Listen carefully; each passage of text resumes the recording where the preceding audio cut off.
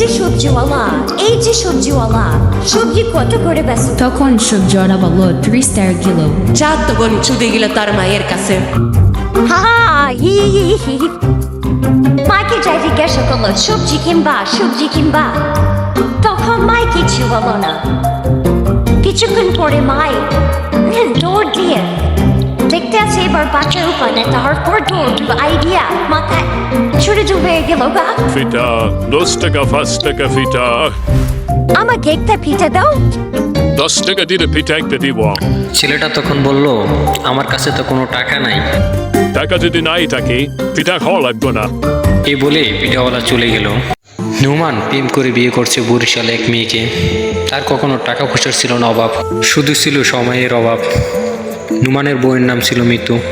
মিতুকে একটা private car কিনে দিছে, সেজন্য বাইরে যাইলে প্রাইভেট কার ছাড়া যায় না।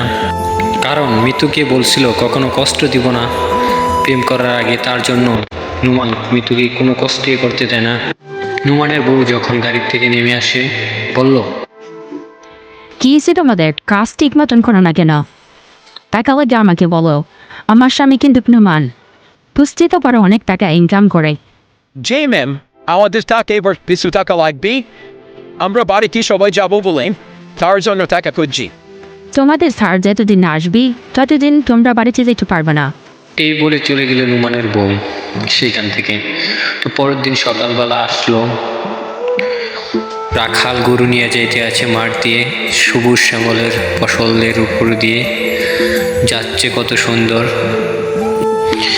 কিছুদিন পরে হঠাৎ করে একদিন মনে পড়ে গেল নুমানের বউর কথা।